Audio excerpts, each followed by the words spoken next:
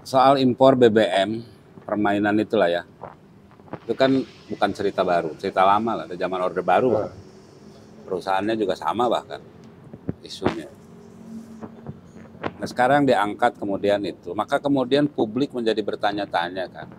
Kalau konstruksinya seperti itu, maka sesungguhnya Pertalite sama Pertamax itu sama. Nah, tetapi disimpulkannya seolah-olah ini tidak ada oplosan gitu loh.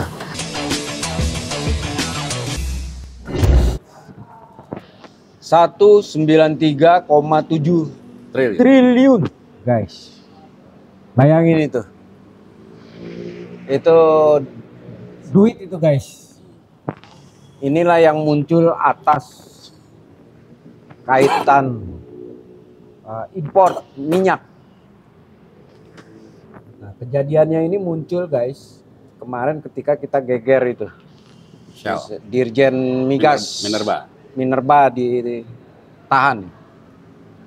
Yang kedua Dirut Petra ya. Siahaan. Lupa namanya, tapi ininya Siahaan. Itu juga ditangkap oleh Kejaksaan Agung. Dan semua ihwal ini berkaitan dengan menurut sangkaan dari Kejaksaan Agung, mereka ini bersekongkol untuk mengapa istilahnya oplosan ilegal.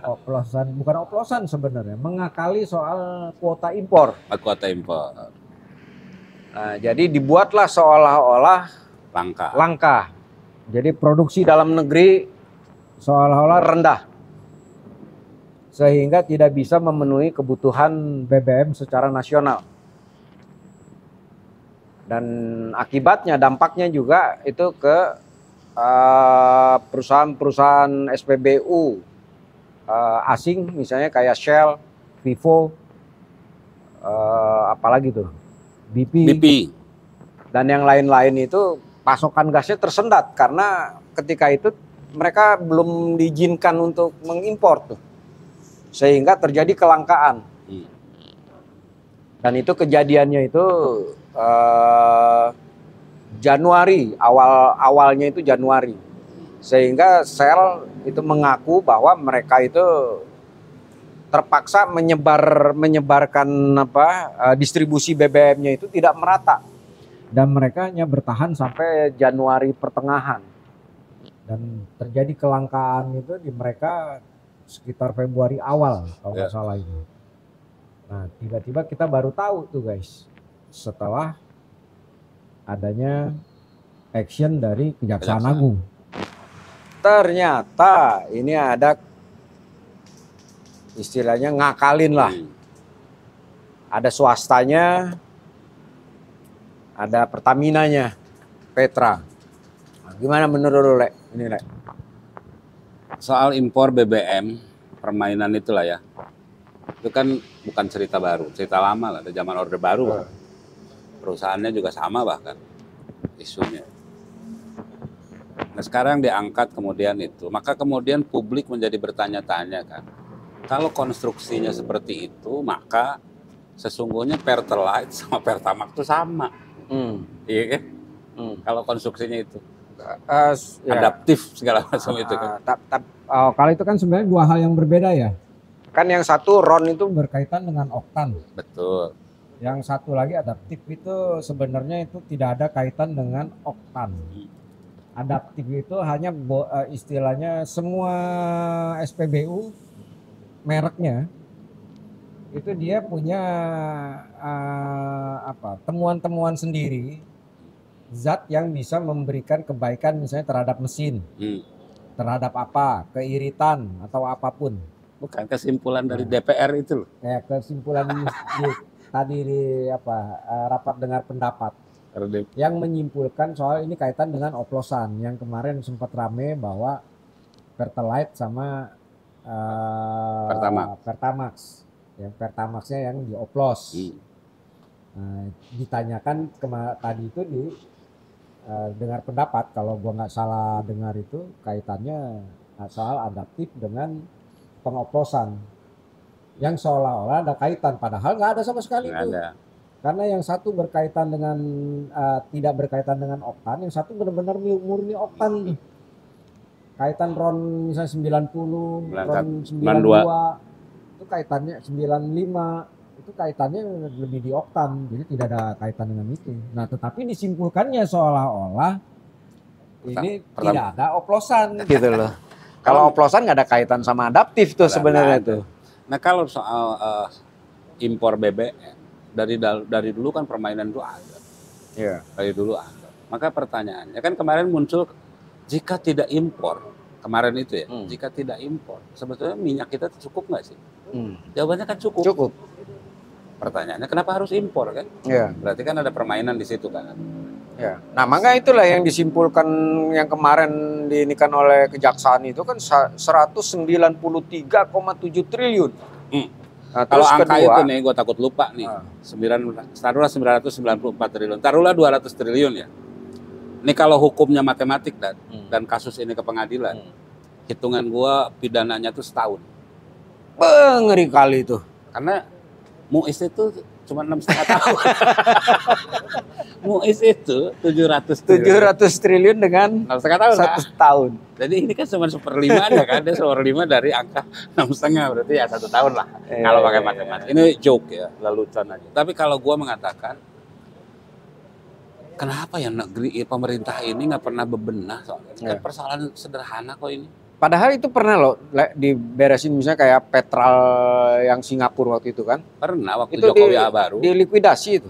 Waktu Jokowi baru. Iya, baru. Kan kemudian muncul geng baru kan.